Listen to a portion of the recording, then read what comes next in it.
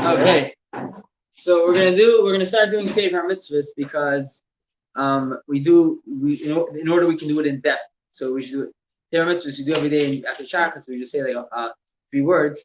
Now we're gonna read the whole actual Seder Hamitzvos and I'll explain it.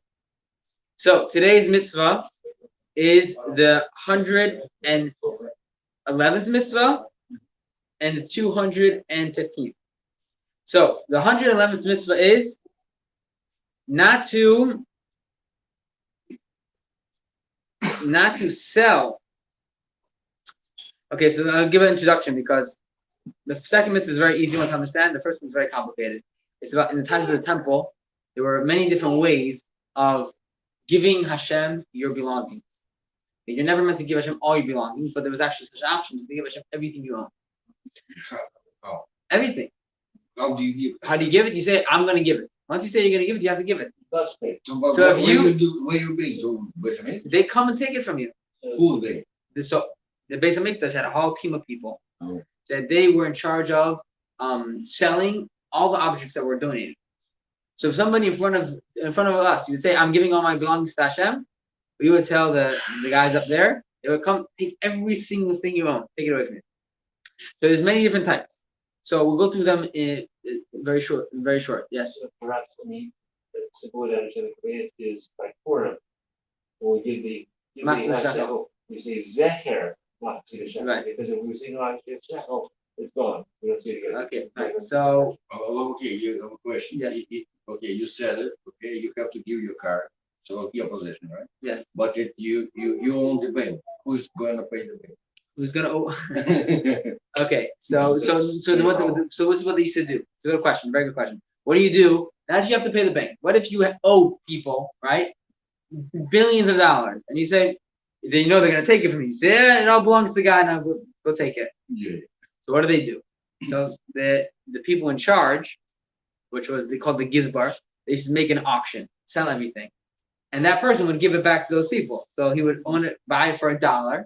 Or I don't know, $10, and give it to those people, right? So it wasn't like you could get away with it. But so there's something called erech. Erech is every single age at a worth. Women and men different worth amount of money. And if you said erech, that's a name. Say my erech, which means my worth is to Hashem. You have to pay this amount of money. If I was 20, this amount, 50, a certain amount, right? Each one a different amount. That's called erechim. Then there is damin, which means so you're saying if it's not enough to sell everything and pay off your debts, you need to sell yourself. If someone says, my worth is to Hashem, so that he gives a certain amount. If he says, not my erech, how much I cost, damai, right, my damin. So then he has to pay how much it would be cost in the slave market. I don't know how we do it today, but that's the concept. Or if you would say this, Donald Trump's worth, right? So now you have to pay his worth. Of course, he's much more worth than I'm worth, right? So I have to pay my house worth, any worth you say. That's called damin. Then there's chayra. So in today's Rambam, the mitzvah is not to redeem the chayrim given to the kohanim. Which means if someone says, all my lands is chayrim to the kohanim. Right? So what's the halacha? What? So usually the gizbar would come if all the other tables hektish, the gizbar would come and they would sell it and then they would take the money. In this case, it goes itself to the kohen. That house, whatever he gave, goes straight to the kohen. So you can't redeem it. You can't get it. You have to give it straight to the kohen. So that's what it says in the Rambam today. It says in the Rambam today, you should not redeem chermei haaretz, which means if somebody says all my stuff is cherem, so cherem without any second word, cherem stam, just regular cherem, is cherem to the kohanim. It's stuff that go to the kohanim, and therefore you should not redeem it. It has to go to the kohanim. So that's what it says. It says you should not redeem it. What should you do with it? You should give it to the kohen. But what if you say my cherem is to Hashem? Then it goes to the Beis Hamikdash, which you sell it for Hashem. And that's what it says in the Sifra, which is a sefer from the Tanaim. It says the cherem of the kohanim have no way of redeeming. They are given to the kohanim forever. If someone redeems his own field, then he gets to keep it. If some random person redeems your field, then that field goes to the kohanim by the yevel. But if you give it to the kohanim, it goes straight to the kohanim forever. The second mitzvah is about kilayim, not mixing two seeds together.